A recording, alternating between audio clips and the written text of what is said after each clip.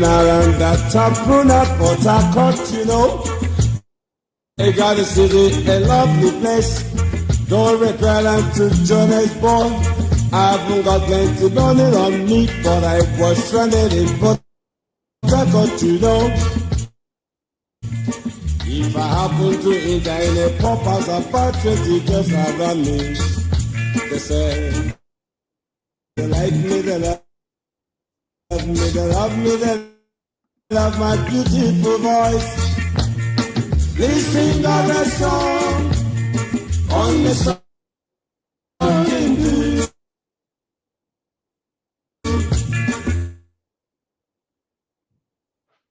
Please sing out a song on the song can do. I'm not looking for. I just too many lips. And that's not what I'm looking for. All I want is not but better money for my family. I'm not here for a pleasure. All right, good evening, great Biafrans and wonderful people. This is Biafra Radio, and of course, we are live and direct. And if you are joining us this evening, of course, today is the 8th day of May 2026, the year of our Lord. I hope we are coming out live and direct to you. And of course, this evening we have a great, man whom, of course, I will bring into you without wasting time. Mazume, I don't know if you can hear me. Mazume, of course, is co-hosting with me this evening. And I believe we are coming out loud and clear. Mazu, can you confirm if you can hear me, Mazume? Yes, Maz, I can hear you. All right, Mazi George, if you can hear me, please confirm the same. Yes, Maz, I can hear you. All right, Mazi George can hear me. All right, good evening, great Biafrans. Once again, name Sister Iyke Onuorah, and of course, I will be your host tonight. Though I'm not hosting alone, with me is Mazi George Ume, who is, of course, co-hosting with me all the way from the United Kingdom. From different time zones, but somehow we have come together this evening to do the needful. And of course, without wasting any time, I want him to speak to Biafrans, also to introduce himself. He's known, and after that, proceed. Mazume, over to you. Good evening, fellow comrades and lovers of freedom. This is Maz George Izuchukwuma here from the United George, Kingdom. I don't know if you can hear me. If you can hear me, please go ahead and introduce yourself. Good evening, fellow and lovers of freedom. This is Maz George here from the United Kingdom. Mazi George Ume. So we are further. We will try to see how we can connectivity. Of course, because of the time zone, we might have some, issues here and there with regards to connectivity. So in time, Biafrans, welcome you once again this evening. And of course, if you are joining us, please share this broadcast wherever you are, wherever you will find yourself. Once again, my name is Barrister Iyke Onuorah. So this evening we have a man that does not introduction, but of course we must introduce him to you. I just want to confirm if he is also here. It's no other person but Mike Arnold, a man that need no introduction. Mike, if you can, Mr. Mike Arnold, if you can hear me, please say something, and of course greet Biafrans. I just want to confirm if the network is actually favorable where you are. Can you hear me, Mike? I hear you fine. Thank you so much. It's an honor to be here. All right. There we go. I hear you fine. Thank you so much. It's an honor to be here. Thank you very much, Mr. Arnold. I must say it is a pleasure indeed to host you this evening because of what you have been doing around the world, especially here to be precise, you have been doing well. For this evening, you are here with Biafra Radio, and of course, this is where we talk to humanity. Without wasting time, we should continue. And then, of course, I want to first of all by asking you, Mr. Mike, genocide in Nigeria, that's a great word. And that is exactly what is happening right now in Nigeria. And when we talk about genocide, of course, not genocide, but genocide against Nigeria, of course, about this, which people have come to dictation. They don't want to say it the way it is. But if there's anybody who will talk about those, if you can talk to me, this genocide in Nigeria, tell me what you know about it, please. Go. Well, yeah, that's a great question. Thank you. Yeah, that's a great question. Thank you. And there's a lag here. It's a little bit awkward. There's a lag here. It's a little bit awkward. Can you hear me okay? Can you hear me okay? Yes, go ahead. I can hear you, Mike. I know there is a bit of a delay, but I can hear you. I have come to the genocide in Nigeria 2009 when they start counting the numbers. When they start counting the numbers. There's a reason they haven't taught history in Nigeria. They don't want people talking about. They don't want people talking not necessarily about the separatism part. It's the not history. Necessarily the separatism part. It's the history piece that makes it all fit together. Jihad, genocide, Nigeria started in 1804. That makes it all broken ever since. Now, there's been times we have had documents, and jihad, genocide, Nigeria started in 1804. They felt they broken ever since. Now, there's been times when you've had anybody else was getting power. How did voice come out? It's the same. It's the same line. It's the same ideology. It's the same tactics.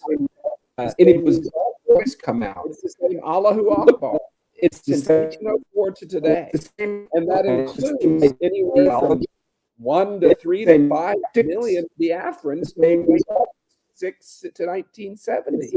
Allahu Akbar. The same genocide today, and they include from longest 1 to 3 to 5 genocides 6 to 1970. The world doesn't know about because it's successfully written history books. The world doesn't know about because it's successfully but written history books.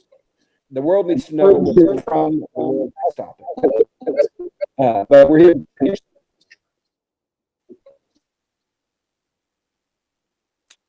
All right, thank you very much. Go ahead, Miss Mike. Go ahead. I think the voice is lagging a bit, but go ahead. I can hear you. I don't know where you lost me because I just said a lot. I don't know where you lost me because I just said a lot. So continue from where you stopped. You have not we have not missed out a lot, just a little bit. Go ahead, please. To summarize the genocide happening in Nigeria today is the same genocide continuous. It's gone up, but it's gone down. It's gone up, but it's gone down. Ideology, the same tactics. Ideology, the same tactics. Throne, the same bloodline, the same Allahu Akbar. The same desire to control, the same desire to control, the same results, death, displacement results, slavery, displacement. That's been slavery, destruction years. And it reached 100 years. There was a chapter. There was a chapter. And there's another chapter that's been started. But it's the same book. It's the same. But it's the same book. It's the same genocide.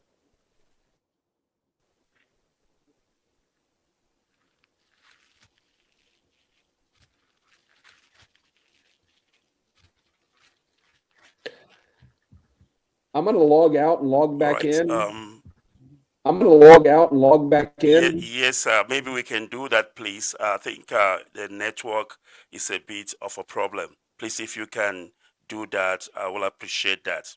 All right, Mr. Mike will log out and he will log back in, and we do apologize for the the lagging, and of course the interruptions. You will also appreciate that he is calling us from the United States of America, and of course it depends on area. Now I'm gonna add him back on. Hopefully the connection will be better at the moment. I do apologize on that.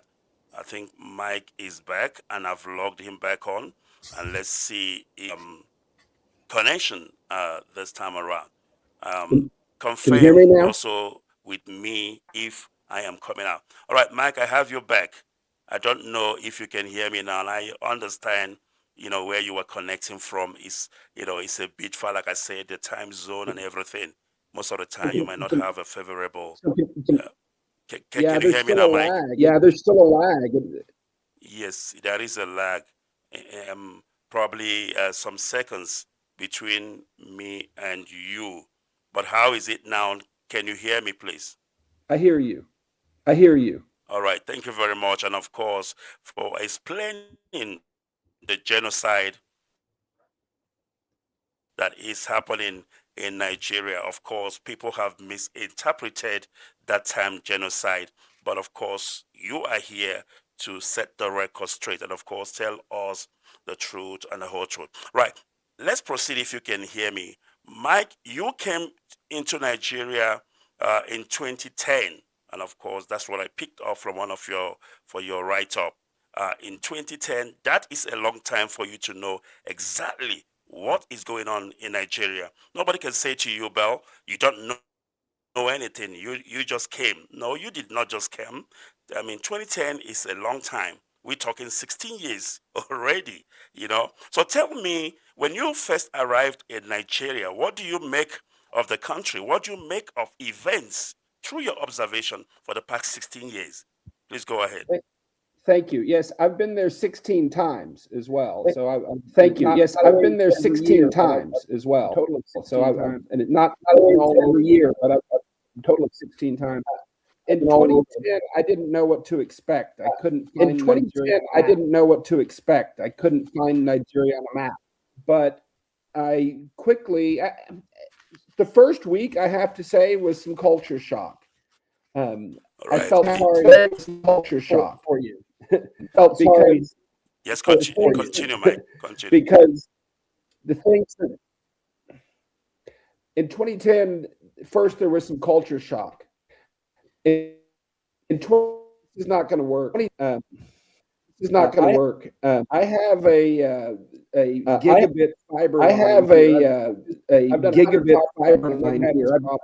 I've done 100 talk. I've never had this problem before. I don't think it's my end. Yeah, it's not your end. Like I said, we are all from different, time zones. So obviously, the network issue is persisting. All right, Mazi George, I don't know if you are still there. Can you hear me, Mazi George? Yeah, Mazi, I think Arnold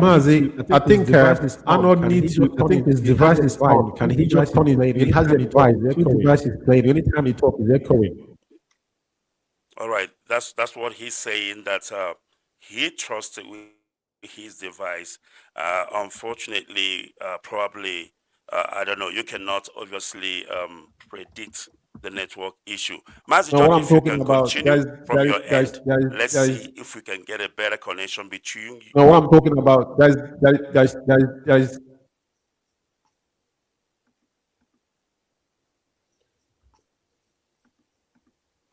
all right, Mazume, I'm not sure exactly where the breakage in communication is coming from, but definitely it is a network issue. Can you hear me, Mazume? All right, I think we will take a quick break as we see if we can sort out what is happening. It is indeed a network issue. every day.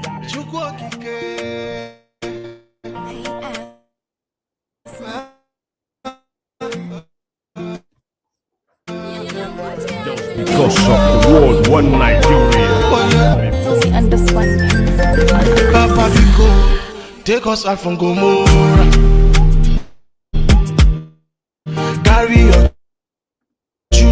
on for Egypt, be me like a local. Return the Moses where you been give us.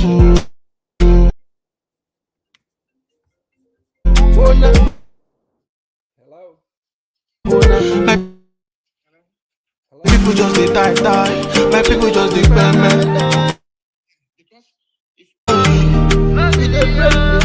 Give us all we need is one love, one nation, one Biafra, one Nigeria. All we need is one love, one nation, one Biafra, one Nigeria. As they know what make we live. Fire. Show them the disaster where you been show fellow. Yeah. As they know what make we be. Bring back the flocks. Give them the dead. All we need is peace, unity every day. Make we there on our own. May they stay for their place. All we need is Biafra. Yeah. All we need is peace, unity every day. Make we there on our own. May they stay for their place. All we need is Biafra, freedom. Papa Vico, take us out from Gomo. We are back again, and of course, we apologize for this technical issue. Let me confirm again if Mike can hear me, and of course, see if we have overcome the issue we're having. Mike, can you please hear me? If you can hear me again, please confirm that. Yes. I've just added him back on stage. Yes. Mike, welcome back. Can you hear me now? Yes, but there's still several second lag. Yes, I can understand that, and that's what I'm saying is that's because of the distance between us and you. But I think I just heard you clearly right now. Do you have a listening device, maybe a monitor that is playing that you are listening from there? No, I do this all the time. Like that, if you can just maybe. No, I do this all the time. This is. I did a podcast on StreamYard this morning. Indeed on the so. same setup. I did a podcast on StreamYard this morning on the same setup. And I can hear you now. I can hear you now. It's a bit better. Okay, let's continue and see maybe how it looks at the moment. I do apologize for that. Now and then this issue comes up, and then of course we find a way to make it work better. You were still taking me through on your journey to Nigeria, the first time being the 2010. And of course, you say that you have flown over to Nigeria a couple of times. I don't know if you can hear me. Yes.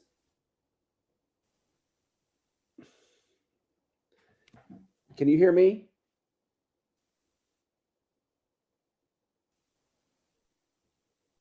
Hello? All right.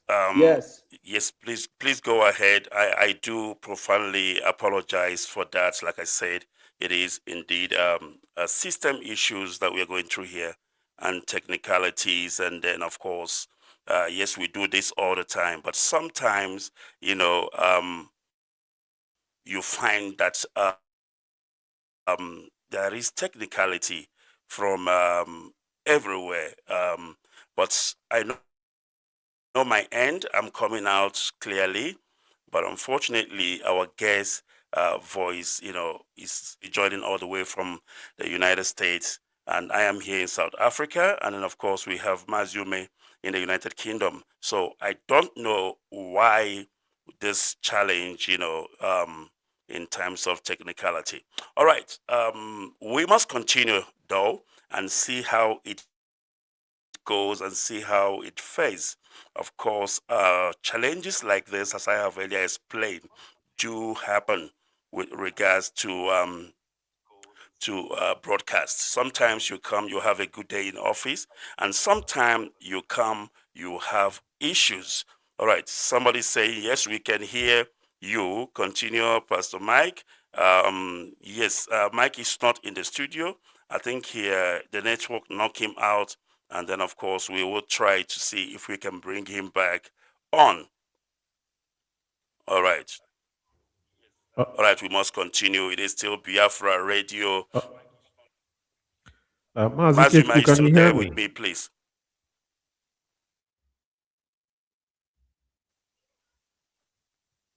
Mazi, All right, Ume with me. Mazi, Yes, go ahead. Go ahead, please, Mazi. Okay, I don't know if my voice is coming out clear because the same thing is happening. Okay, I don't know if my voice is coming out loud clear and because the clear, same thing Mazi. is happening. Loud and That's why clear. I just Your voice is loud and clear. Go ahead, please. Okay, that's fine. Yeah, fellow comrade, this is Mazume, and Okay, that's fine. Yeah, fellow comrade, this is Mazume, and convoluted, but we're gonna get through this. It's a bit convoluted. we are just but we're gonna waiting get for my through this. Arnold to come back in studio. We are just waiting for my you. Arnold to come back in studio. And unfortunately, we're having this feedback this evening. And we'll get through it, Mazi. There was so I think Keep on short there break was to so the I case. think Keep on on short studio, then we'll break take to it the from case. there. Comes back on studio, then we'll take As it a from lightly there. guys, we are talking about how As he a has lightly guys, we are he's talking done it about to how he Nigeria. has. When He's he done comes it to back to studio, Nigeria. we'll take it from there, When he comes Mazi. back to studio, we'll take it Thank from you there, very much. Mazi. Barrister, thank you very much. All right, thank you very much, Mazume. And just like Mazume said, you know, I mean, this is something we do all the time. And Mike himself, you know, he's not a stranger when it comes to, you know, this kind of broadcast, which he does all the time, you know. And then, of course, you know, today is not a good technical day, but I believe as he comes back, we will bring him up again, and then, of course, believing that everything will continue to sell smoothly. If you are in this kind of, you know, business, you will understand that you cannot foretold what happens each day you broadcast. Sometimes it goes well, sometimes you might have a technicality, but our doggedness and, of course, you know, our resilience always pays off at the end of the day, because we're not just going to quit because you know, we have a technical issue. Rather, we will continue to find a solution to that. I will take a quick break, and of course, when we come back, we will continue. We will try and see if we can link up Mike Arnold once again. This is indeed was supposed to be a very, very important day, and of course a very important broadcast, but as you know, it's technicality. But trust me when I tell you, we will be back. Just a quick break. Every day. Just because of the world, one Nigeria. We need freedom now, like never before. Take us out from Gomorrah. Carry your children, come on for Egypt. Oh. It be me like a war, it be me like a local. Return the Moses where you been give us. Oh. My people just they die. My people just they burn. Return the Joshua where you been give us. Oh.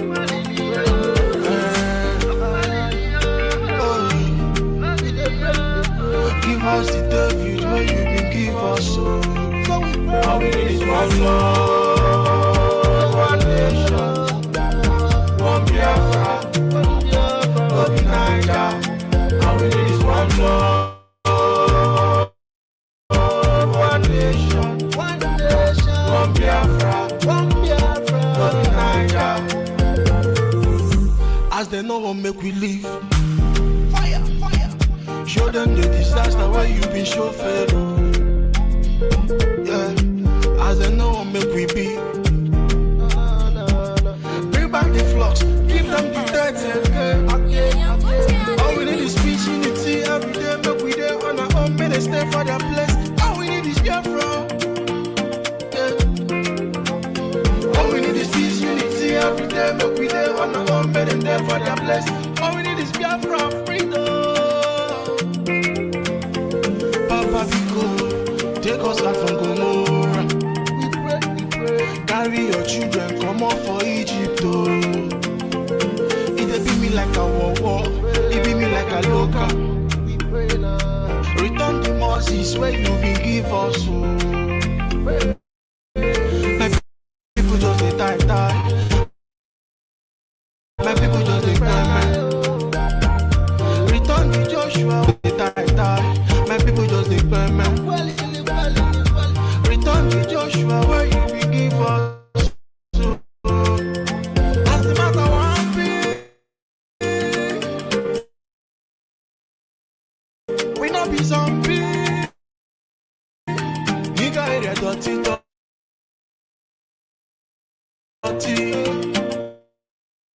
One girl, one Niger, one love, one nation, one Biafra, one Niger.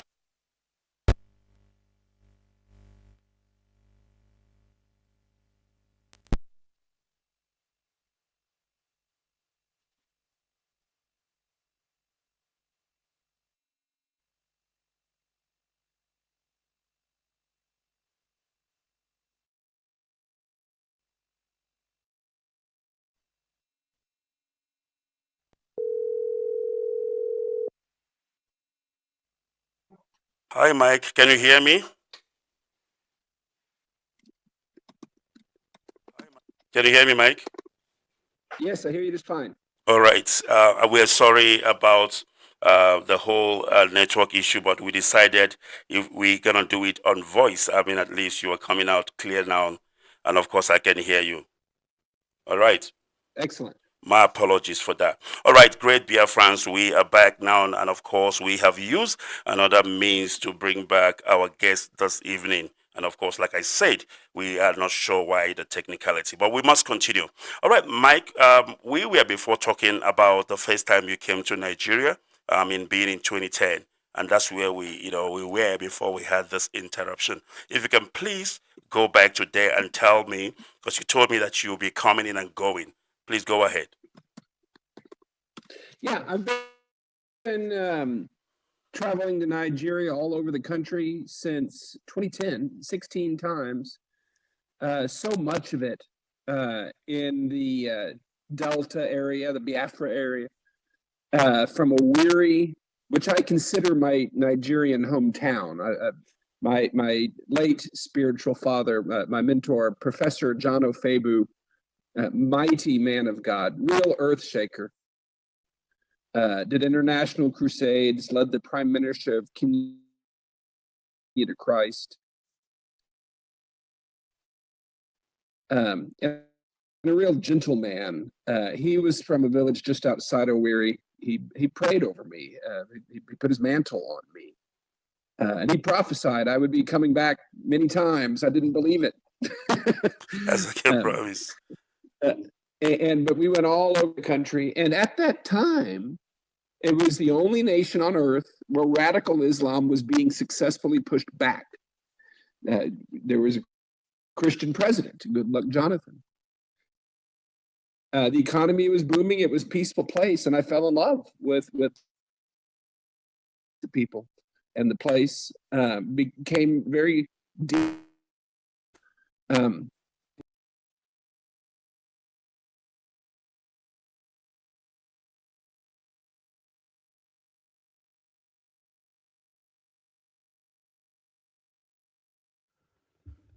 Yes, I think we lost Ike Chukwu, and just give us a minute. Ike Chukwu, we lost him. Let's wait for Ike Chukwu to come back. He's the one on the phone with Mike.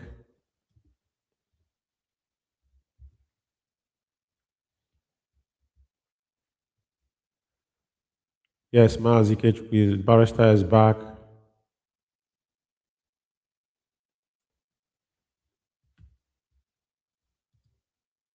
Barrister, I think you're rudely been.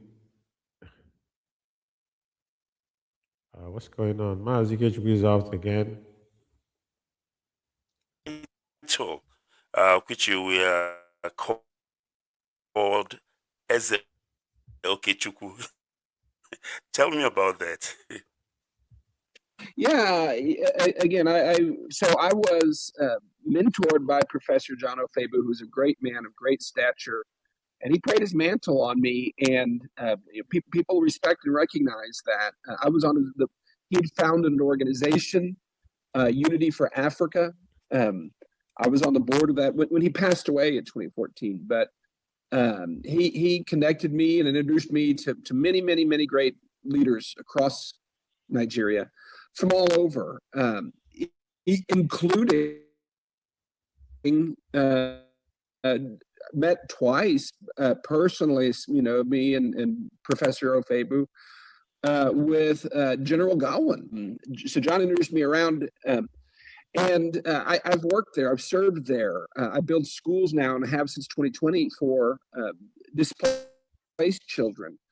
I've served in orphanages, villages, prisons. The people have honored me, and it's been many years. I'm friends with many kings and chiefs and tribal leaders, hold them in great respect. But yeah, and so my covenant brother, for gosh, 14 years now, and the partner my partner in ministry that runs our organization in Abuja, Pastor Jed DeGrace, he and his wife were both from Owerri. They're both of their families were quite prominent there. And yeah, that's over the years they first made me a chief, and then eventually Eze Okwe Chukwuninye, which I carry with the greatest humility and respect. It means a lot to me. This is beautiful. I must tell you that, we keep seeing Mike Arnold all over the social media, but little do we know about him and, of course, what he has accomplished and how connected he is with that part of the world. And, of course, I believe that God sent you to Nigeria in that 2010 for a purpose, and that purpose is here. All right, we must continue, Mike, and of course, I want to get into a serious part of this interview, which is more of one of the reasons why we are having this interview. Now, America did ask Nigeria to remove the Sharia law from their constitution as well as the blasphemy law. And I don't know, what do you know about this? Please talk me through that. I'm sorry, say that again. There was a glitch there. Oh, sorry. I said that America had asked Nigeria to remove the Sharia law from their constitution. Yes. Please talk to me about it. Yeah, the United States is finally waking up, I believe, under President Trump's leadership. In fact, just 2 days ago, he released his new counterterrorism document. It's a formal document that guides the thinking and actions of the entire U.S. government. The last one has been there, I think, for 8 years. So this is a significant piece that shapes American policy, and it names for the first time, with how stupid people try to cover things up with political correctness. This document names global jihad, Islamic jihad, as the #1 threat to the security of the world in the United States, and it links that with the current Nigerian genocide. So it is saying that this is a threat, that the people killed at the funeral 2 days ago in Plateau State, that killing is directly related to the killing of Lieutenant Brandon Shaw at Old Dominion University a few weeks ago, who was killed by a man that was radicalized by ISIS in Nigeria. That's the same threat. So, and the heart of that, of course, is Sharia. Sharia in the language means the way. Think about that. For us Christians, Jesus is the way. That's what we try to follow. They follow Sharia with the same faith and the same passion. And Sharia is incompatible effectively with human civilization as we know it, as we want to live it. It's certainly incompatible with democracy. It's incompatible with freedom. It's incompatible with human rights. It's a separate government system. It can't.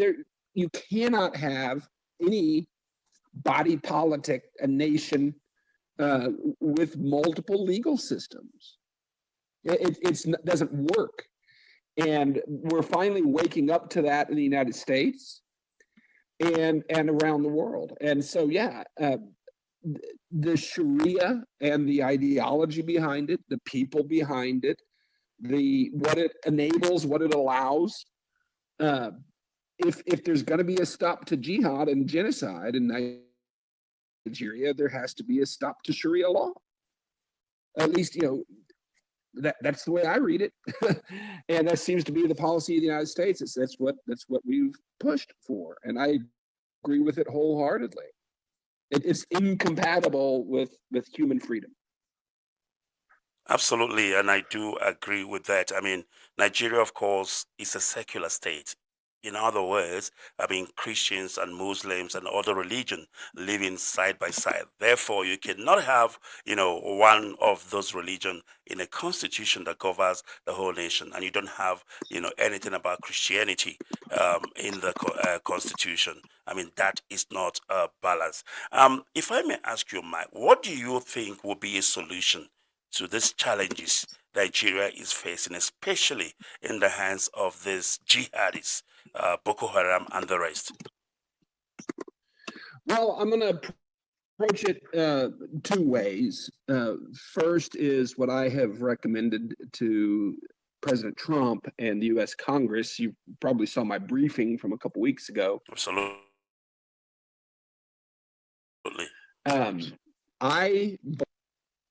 And the driver, I think, is a internationally run, not monitored, internationally run, supervised national election, referendum, if you'll call it,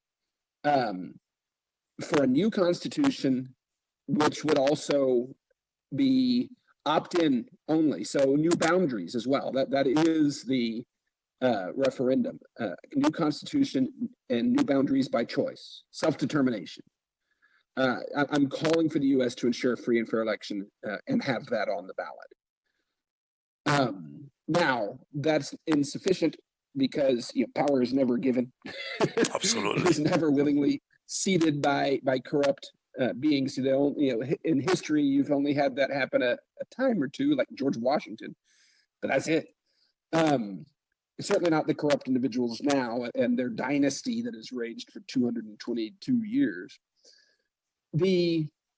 First, I call on the Trump administration to file charges to indict Tinubu and his administration for the crime of genocide. And I say this notwithstanding the mass graves and the narrative war in the North. I'm saying that because there are countless, literally displaced people living in literally countless camps that the government denies they exist. It calls them criminals and vagrants. It denies them aid. The world, the global community has the money and the mandate to take care of every single displaced person on earth. All they need to do is be recognized, and this government denies them that. And that has been prosecuted successfully in international court, the crime of genocide, intentionally denying aid and recognition in this context, this religious context where they're clearly targets of genocide. That constitutes genocide. And Tinubu knows that they're there, and he intentionally covers them up. He's guilty of genocide. And Trump, I don't know if he's going to do it, but I wish he would do the Maduro treatment. I mean, I think it's warranted here, even more so. Also, I have called on the investigation of the Sokoto Caliphate and the Sultan of Sokoto as a terror organization, terror sponsors. I'm not saying he's guilty, but I'm saying the circumstantial evidence certainly demands serious investigation. And if you notice, since I've been calling for that, he's all of a sudden starting to squirm. We'll see where he goes with it. And finally, I believe that I'm pretty certain we know where all the jihad camps are, where all the terrorists are. And we can be very surgical. If you notice with the Christmas missile attack that Trump did, absolutely, nobody even on the other side claimed there was any collateral damage. So I'm calling for the indictment of the Tinubu administration for genocide, the investigation of the Sultan and the Caliphate for terror sponsorship, and the total obliteration of the damn jihadis without mercy without rehabilitation. Just take them out. And then a census of the displaced. There needs to be an international, transparent, accurate census of the displaced with evidentiary testimonials where, as they're counted, their story is told in a way that can be used in court. Because I know many of these people, they're eyewitnesses. They know exactly what's happening. This is exactly why the government suppresses them. And the total effort, the bottom line, the solution, it must happen before anything else happens. The displaced must be restored safely back to their. And if the international community does those things, which is well within their power, and I believe that they're 100% justified, urgently, and enables a free and fair election, I believe you'll get your referendum. I believe you'll get your new constitution. Believe you get your freedom, because you're on the right side of history here. And I believe that the majority of Nigerians overwhelmingly are good people that are tired of this darkness, and that they will, given the right opportunity, will establish great civilization once again. And I believe that Biafra and the Igbo should lead the way. Absolutely. Absolutely. Thank you very much, Mike. And of course, if you are joining us, this is Biafra Radio. We are live, we are direct, and of course, we have overcome the technicality we had initially. We always find a way. Mazume, I don't know if you are there, and I believe you might have, some question for Mr. Mike. If you are there, George, please go ahead. Mazi, can you hear me? Mazi, can you hear me? Loud and clear. Please go ahead, and I believe Mike, can you hear me? Too. I don't know if Mike can hear me. Mike, can you hear me?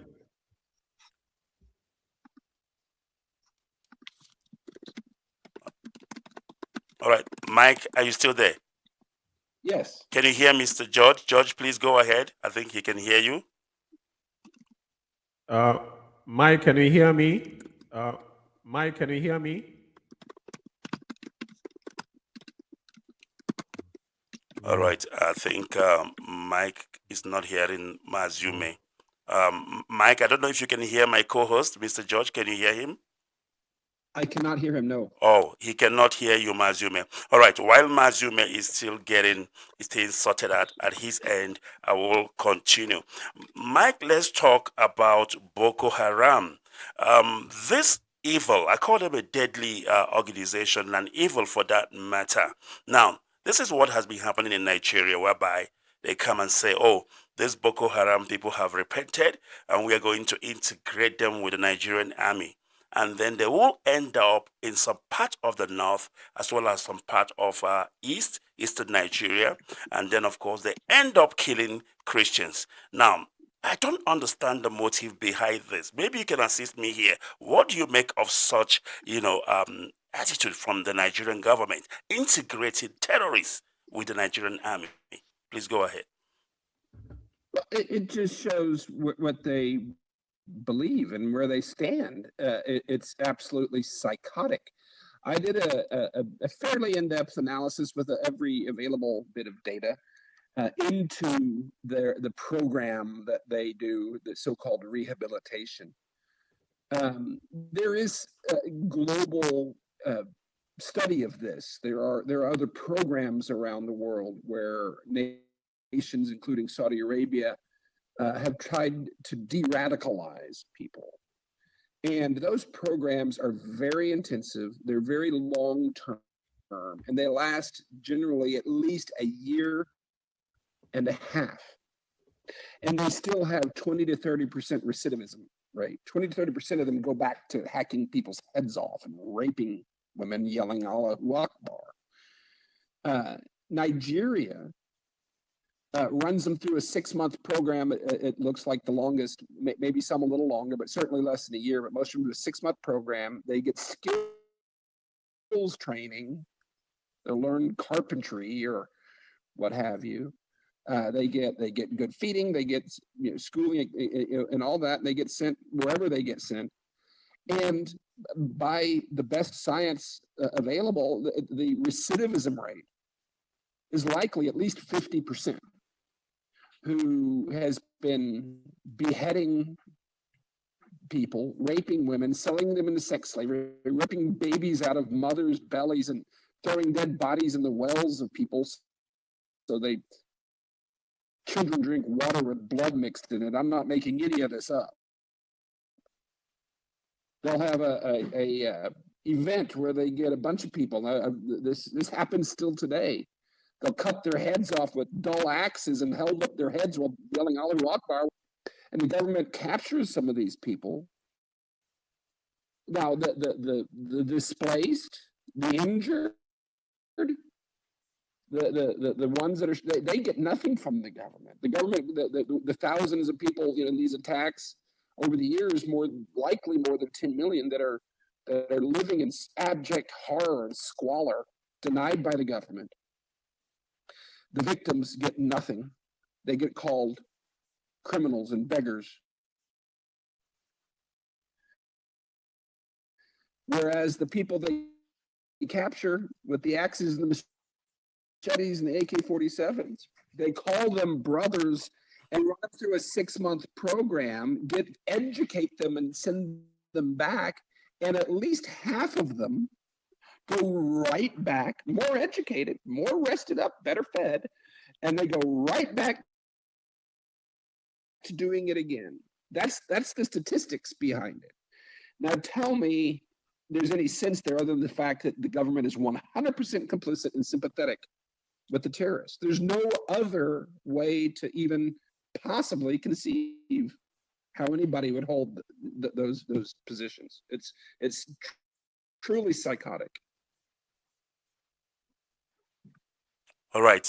Thank you, Mike. I couldn't agree more than that, because in a developed world, when somebody commits a crime as great as terrorists, he needs to be profiled for the future.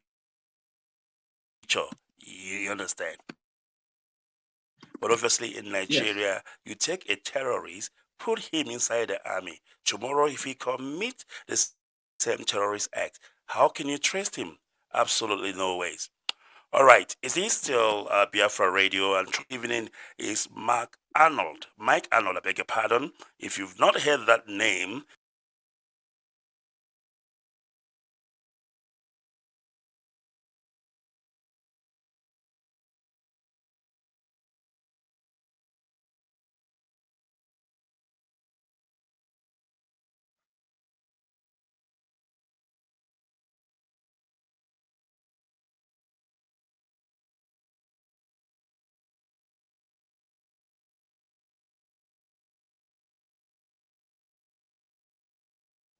I think Iyke Onuorah again with his network and his baffling. Pretty soon he's going to be back.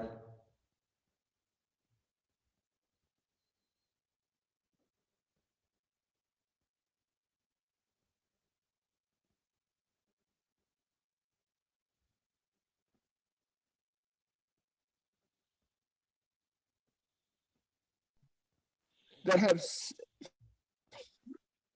they're not Nigerian children. They're bright. They have futures. They got energy. They got ambition, and they have a 50% chance of being. And so we have schools, and those schools become a beachhead where we're able to work with other groups that do feeding and that do medical and continuing education, all that kind of stuff. So we run these schools, and we currently have over 600 full-time students. And one of the schools is in a camp that's populated mainly by Muslims. And so we have a school there, and we've earned a position there over many years, a position of trust. You walk in any of these classrooms, it'll touch your heart, because these children show up wanting to get guns and go back and continue the cycle of death. But you walk into a classroom now and you ask them what they want to be when they grow up, and all of them raise their hand. And each one, I want to be a pilot, I want to be a barrister, I want to be an artist. and they have vision, they have character, and they have hope. So these schools, the displaced kids keep coming, and we can keep growing with support. I've given everything I have, Absolutely. and continue to. But so I'm also doing advocacy.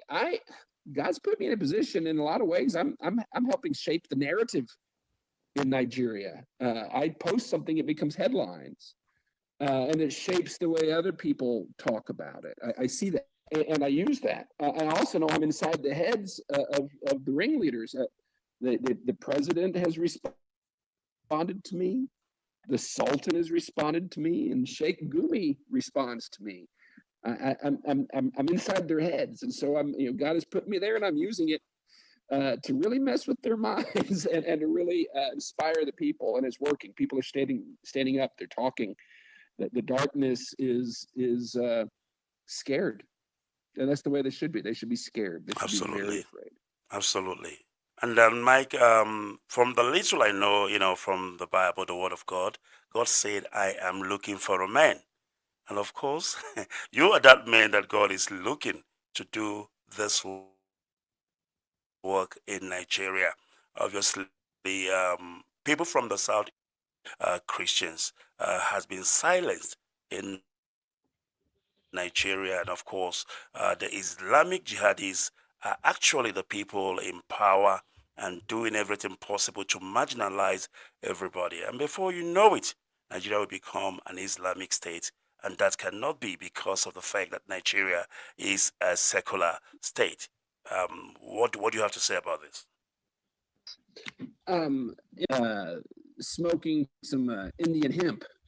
I don't know if you're familiar in the Marvel comics and the movies. There's the mythical nation of Wakanda, which is supposed to be this advanced civilization and technology, but they have a holographic image that hides it and makes it look like it's a, just a humble, land. Nigeria is the reverse Wakanda. It is a bloody Islamic regime that tries to project this holographic illusion of secular democracy. The Constitution is rigged. And it has been from day one. The British put the power in the hands of the North. That's documented fact. They structured it that way.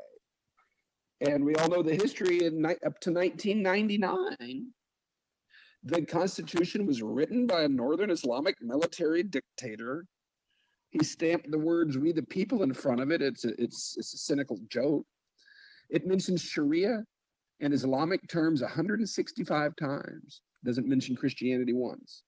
The villa was built with 2 mosques and no chapel. I mean, it's pretty blatant.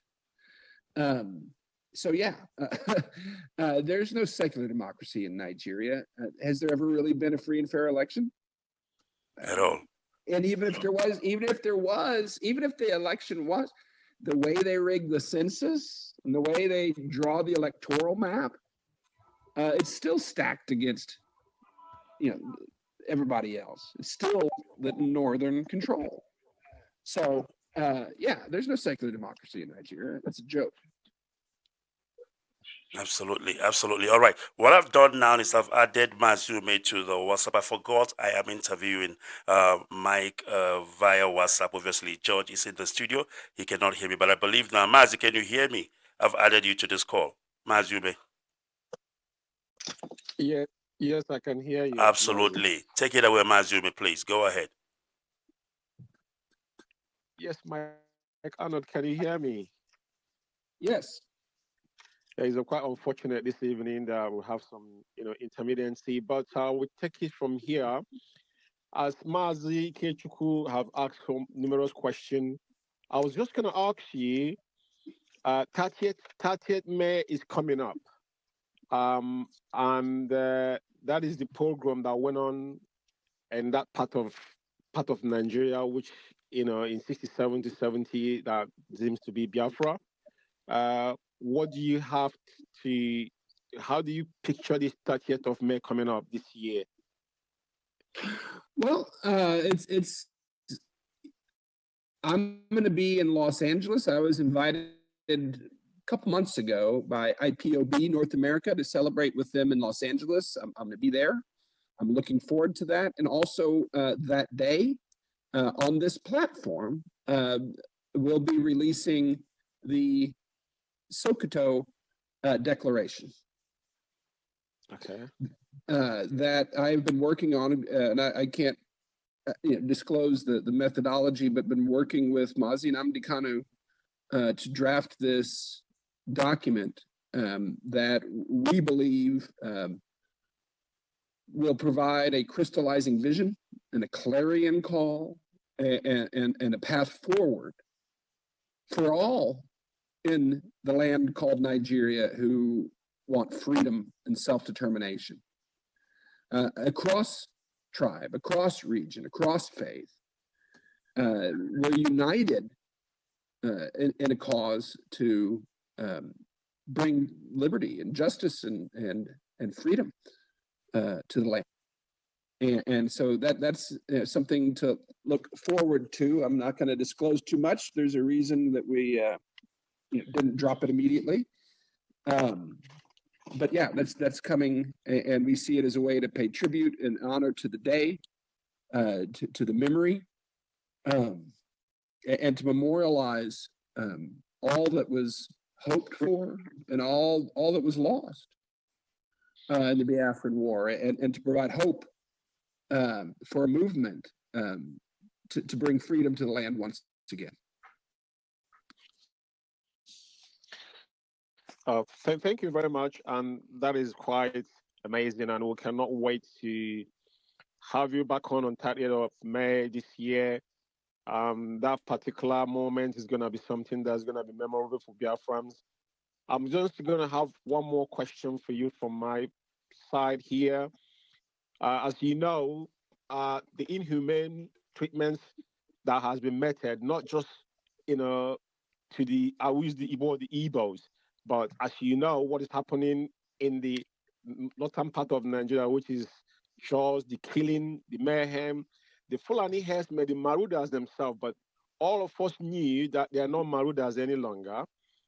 These are men with AK-47, and this is one of the crime Mazi Nnamdi Kanu committed. And I just want to ask you specifically to Mazi Nnamdi Kanu imprisonment. I know that you have affiliation with him. How does that present himself to the world, and how does he show Nigerian, picture them in world map as we are looking at it as he may? Yeah.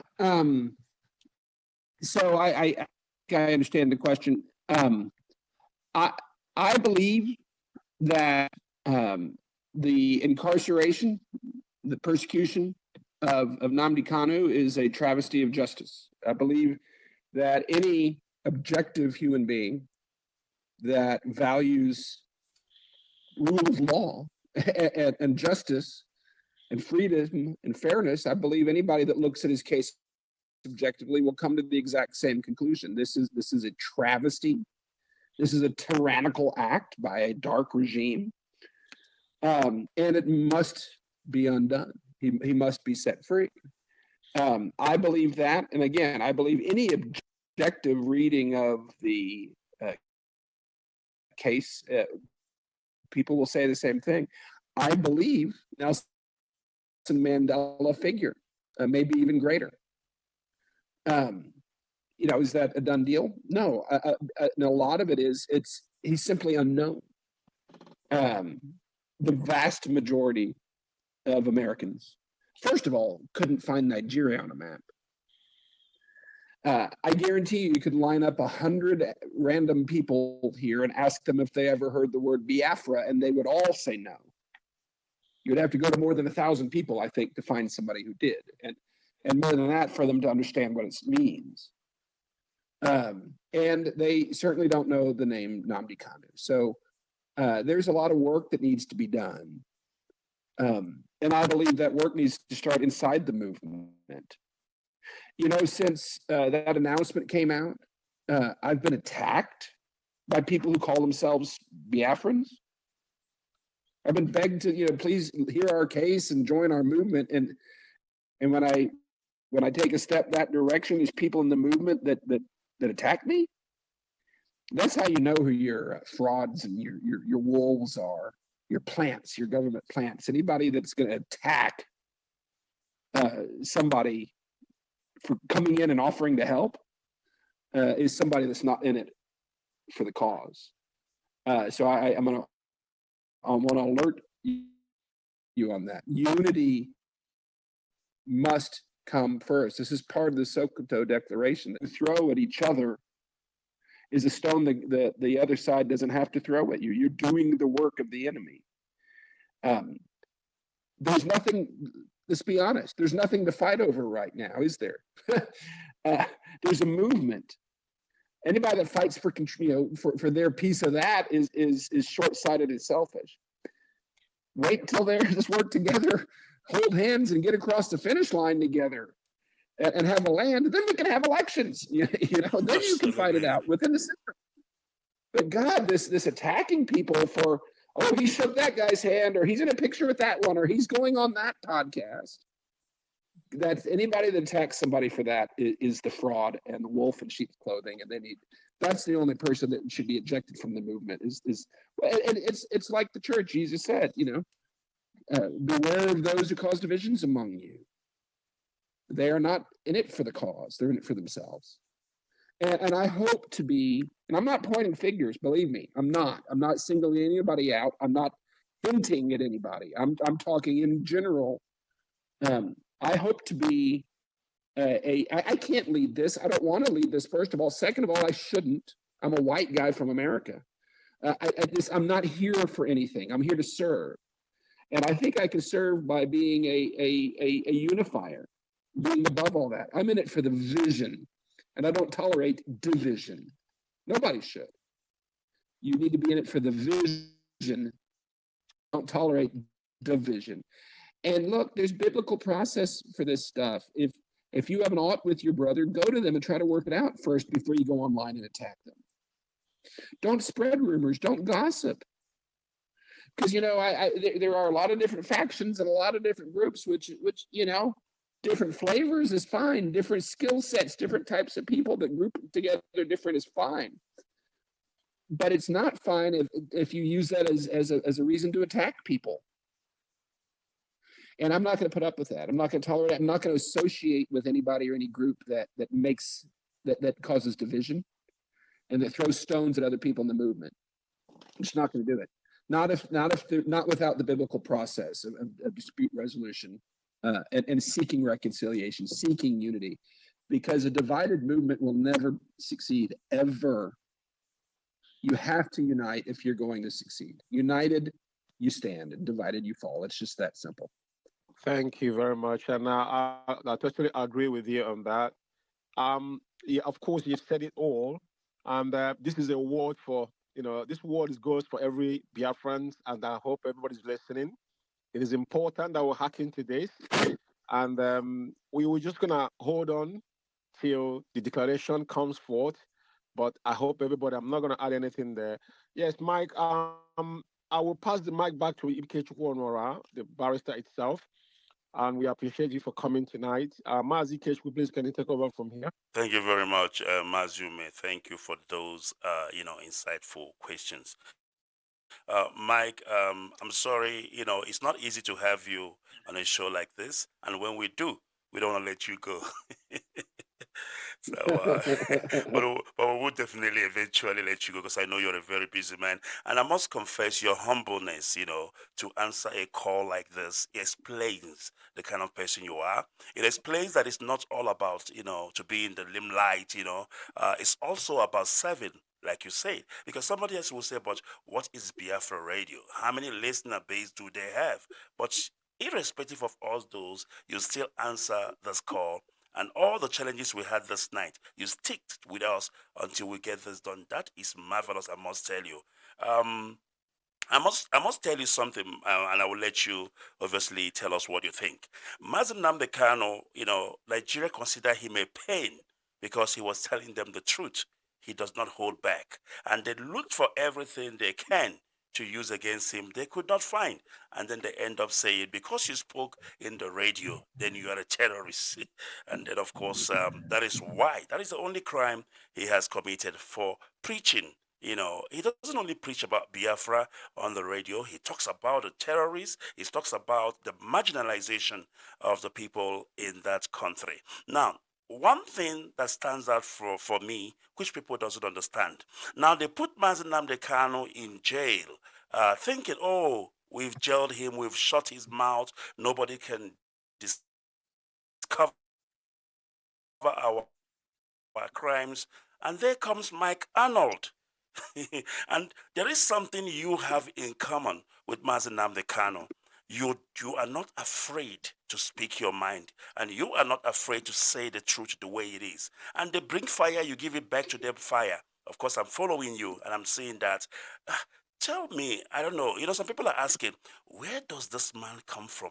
Where has he been all this while? Because I must tell you, Nigeria, when I say Nigeria, I'm talking about the ruling class. They are shaking. They are shaking because 24/7, you are on their case. Please go ahead.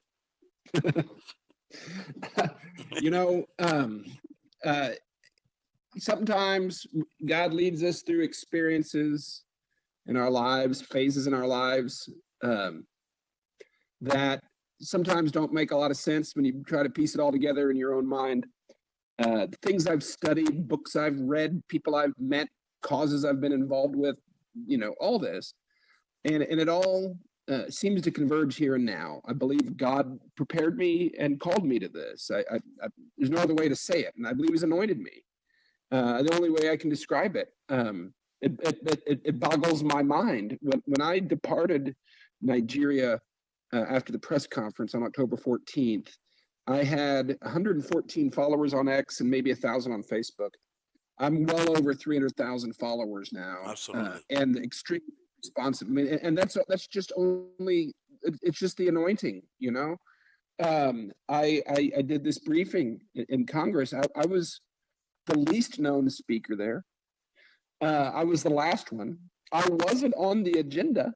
They had to do that so the lobby team wouldn't shut me down. But and I had the shortest amount of time.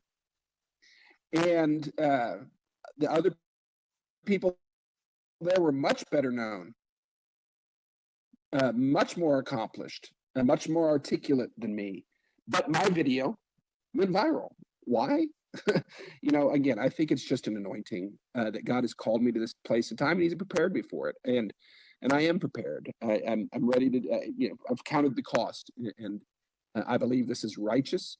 And I want to tell you this.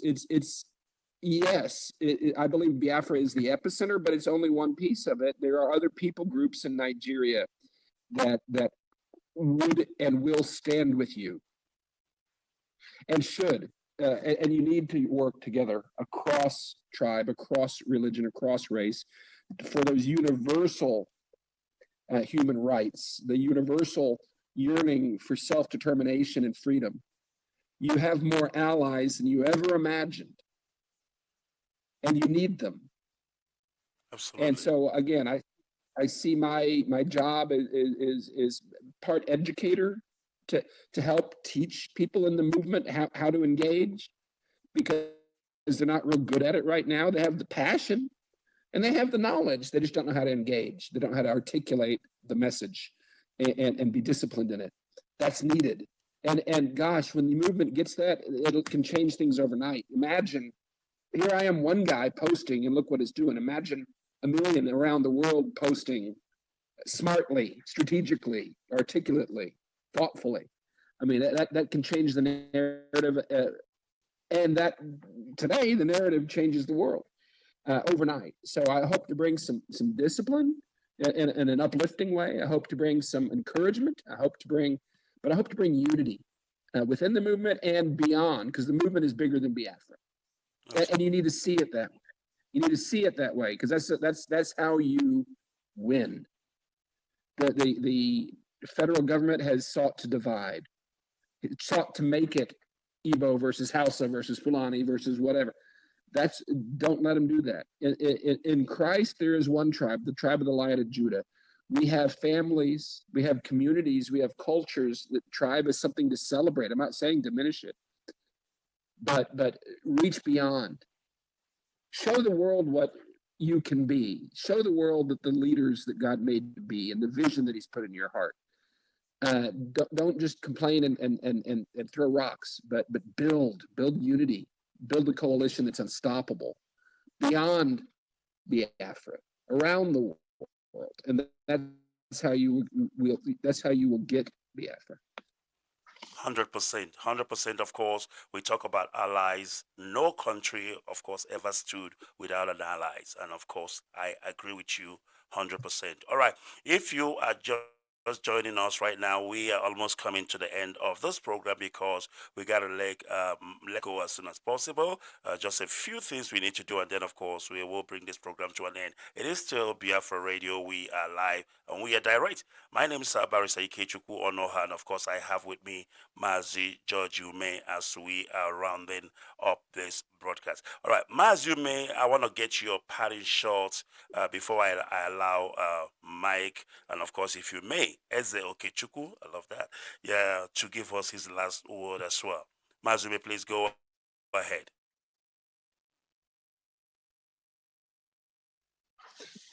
Mazi, can you repeat yourself? I didn't hear you. Yes, I want to get your parting shots, what you have to say to Mike Arnold, as well as Biafrans alike, so that we will begin to round up. Thank you very much, Mazi, Barrister Iyke Onuorah. Mr. Arnold, Mike Arnold, it's a pleasure having you, and we can't thank you enough for you to oblige to be in this program this evening. And we hope to host you on 30th of May as you have made Biafrans known. And one thing I take tonight is that unity is most what we all must, work towards to make sure that we all focus on the right thing to do. And every Biafran listening to the sound of my voice, we have had it all. And if we still believe that we can achieve it by trying to tear down the house all of us built together, and I don't think we're going to get us anywhere. We must now understand that unity is the force. We all must come together and fight the common enemy before us. Thank you, Mike Arnold, for coming. And Biafrans, I thank all of you for listening. Mazi, please take over from me. All right. Thank you very much, Mazi Ume. And of course, Biafrans, well, thank you also. I'm going to allow Mike to give us, his parting shot before we bring this program to an end. But please don't forget 30th of May, one of a kind, because Sokoto Declaration will be happening live and direct here on Biafra Radio. Very, very important. You have heard from Mike this evening, and of course he have explained extensively. He have schooled us as well as, told us what we need and what we don't need. I mean, you don't need to attack somebody just simply because they are not agreeing to everything you said. I don't think so. People have the right to tell you, this is the parameter. This is what I do. This is what I don't do. And of course, as a civilized person, you need to understand that. And anybody that fights somebody who believes that we all have our own, free will to choose and decide what we want to do. All right. On that note, Mike Arnold Okechukwu, if I may add that one, can you please give us your parting shot,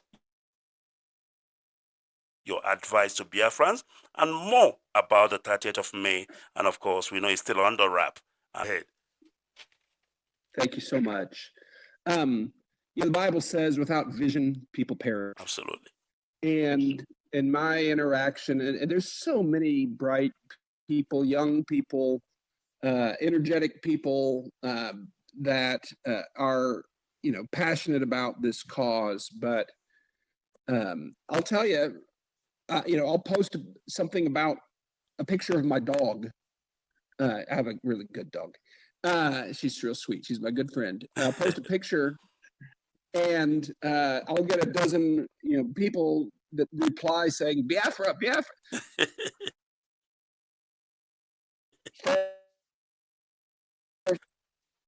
Come on, you know, I get the passion, but here's the other thing. In America, the people that you're saying a foreign word to them with no meaning whatsoever. You need to educate them. You need to build a relationship with them first. You know, people don't care that you scream a foreign word to them. They look at you funny. Take that same passion and learn to articulate what you're trying to say. Learn your history, how to tell the stories. But here's the most important thing. The Bible says, without vision, people perish. And I've engaged many. Tell me when this is all said and done. What kind of world are you trying to build for your children and grandchildren? Describe it to me. Share your vision. And I haven't found very many people that are able to do that. And that's when you stall. That's when, without vision, you get division, and that's where you are. So I encourage everybody in the sound of my voice, not just in the part of Nigeria that known as Biafra, but around the country and around the world. Think of the vision. What is it that you're aspiring to? What do you want to build? Pray that God gives it to you clearly. If you don't understand it, talk to your elders, talk to the leaders, and demand it from them. If they don't have it, then you need to look at them funny, because they got some work to do too. But vision is what drives the movement. Vision is what gives us life as a people. Without vision, the people perish. With it, they flourish. And then don't just think that through what you see, daydream about it. That's healthy. But then work from that, the values, the culture, the justice. You cannot achieve greatness with dirty, bloody, unjust hands. Don't use the tactics of darkness. Don't say, they kill one of us, we'll kill 100 of them. That's not righteous. There's certainly a time and a place for physical force, but that shouldn't be how you advance. That's defense. You advance with vision, you advance with light, you advance with love, you advance with unity, you advance with true justice, you advance with God. Work from victory, work from that vision. Yes, justice needs to come, but it needs to be justice with the rule of law. It needs to be justice with due process. That's the only way that you're going to build a great nation. That's the only way you're going to achieve your vision. It's the only way you're going to get the world behind you. If this is just another African skirmish and people being nasty to each other, the world will stay away from that. Be the big ones. Be who God has called you to be. Be the people that your grandparents aspired to in 1967. Be that people. Pursue that vision, and you will achieve it. You've lost it as a movement. At least that's been my observation. Take that vision. Take that frustration. Take the wounds, and take the hope.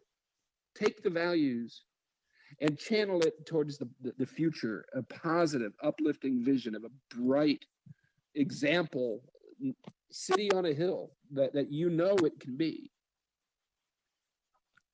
Crystallize that vision. Be excited about it. Let that be what comes out of you. I post a picture of my dog. You can say, instead of yelling Biafra, say, your dog is going to love it in Biafra. See the difference?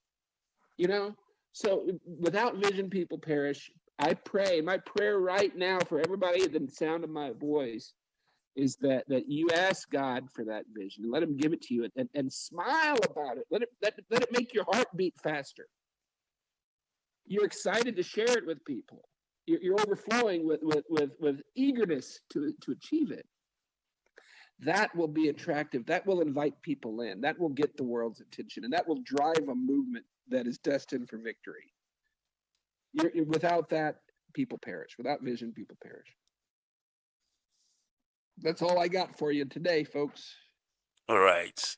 Thank you so much, Mike. Before you leave, I just want to say to you that we really do appreciate, you coming through this evening. I must tell you, this means a lot for some people, or rather, all of the people who are listening to you this evening. It gives them hope. And I want to just say that you are a unifier, just like you said. You did not only, advocate for Biafra, you advocate for people who, are going through stuff, especially the Christians of Nigeria. So people need to be saved. And of course, including Biafra, including even those in the north who also are Christians. So this whole exercise is not limited to Biafra alone, it's limited to everybody who is going through stuff, especially in the hands of the jihadis. And of course, I also want to apologize once again with regards to the technicality. It doesn't used to be like this. Maybe they didn't want us to do this program, but of course, we said no. We are going to speak to Mike, and I'm very, very glad that we did. And then I promise you that come the 30th of May, you're going to have the best network ever, because this is how we do here on Biafra Radio. On behalf of Biafrans all around the world, and on behalf of Christians all around the world and in Nigeria, to be specific, of course, we want to say thank you very, very much. Amen. Thank you. Thank you. All right, and bless you too. All right, there you have it, people. And it is Mike Arnold, all the way from Blanco, Texas, United States. And of course, we thank him so much for coming through. And if you have forgotten everything he said, don't forget one thing, that we will get Biafra. But of course, we need to get it the right way. We need to get it through humility. We need to have friends. We need to have allies. It is not just all about us alone. There are people who are willing to join Biafra even when Biafra comes. So don't think that, it is only us. And when you talk to somebody about Biafra and they're not interested, you don't need to attack them. You need to also speak to them and, of course, convince them why we should have Biafra. And of course, I will ask my colleague Mazume, who is co-hosting with me. Of course, we both went through this whole technical issues, but you know how we do. We are Biafrans. We don't give up until we produce something. Mazume, please say something. Yeah, Mazi. This evening, it was massive, but you know what? At the end of the day, we come out triumphant. And like I've already given my final thought, but like I put my camera on because I know that we finished. We are talking through the phone. And one thing everybody must take home this night is this: unifying force, and that is what our leader has asked all of us today. Regardless, whatever you feel, how you feel, I'm asking you once again tonight. I'm borrowing this word again from Mike Arnold that have been here this evening with us. Please put everything that is being bothered to you, whoever that have offended you, this is not the right time. All we need is unifying force. We cannot achieve what we want if we continue to be like little kids, throwing tantrums on social media. Mazi, I will have a bigger fish to fry, but thank God that everything went as we planned. Absolutely. As I will give him the honor and glory. It's not by our power, nor by our might. And 30th of May is here. We must remember our heroes and heroines. We will not forget them. We must gear up because something significant is going to happen that very day in this platform. And tomorrow again, the program continues. Biafra Radio is running there, and nothing but the truth. And our coastal brothers are coming tomorrow again by 7 p.m. to 9 p.m. And on Sunday, Hans Lawman is going to be joining here again, which I'm going to be in studio with him as well. From next week, we're going to have this series of program throughout the 30th of May. We will ask you to greet in and make sure you tune in. Mazi, a barrister, thank you for having me this evening. I appreciate you. Remember, we have come a long way. We've done this for like Absolutely, we started here at the motherland. Remember the motherland? That's where we started. I remember, motherland. that was in 2016, 2017. Yeah, that's where we started. We've been doing this. And it's amazing. Are we still here? Biafra restoration is about consistency. It's not about, going to the social media, screaming and shouting. We don't scream. The only place we scream is on this platform. And when we scream Biafra. And that is what we do. Thank you very much, Mazume. I really appreciate your assistance this evening. It takes two. It takes two. All right. Thank you very much. And of course, I want to thank all the people who have made this program a reality. Mazi Kanun Takano, he played a very critical role. Even as I was having this issue, he was sending me messages on WhatsApp. You are talking to Mazume, but it's not on your WhatsApp. Connect him. And I did connected Mazume. So it takes a lot of hand. And of course, thank you, Mazi Kanunta, of course, for arranging this. And also, Sister Rachel Nwosu.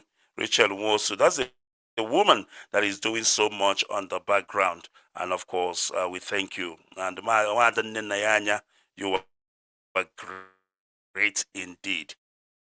And I thank you the way you have been, organizing us as a mother does. And we really appreciate that. It takes a lot to do what you're doing, and of course, in what we are doing. I thank you all.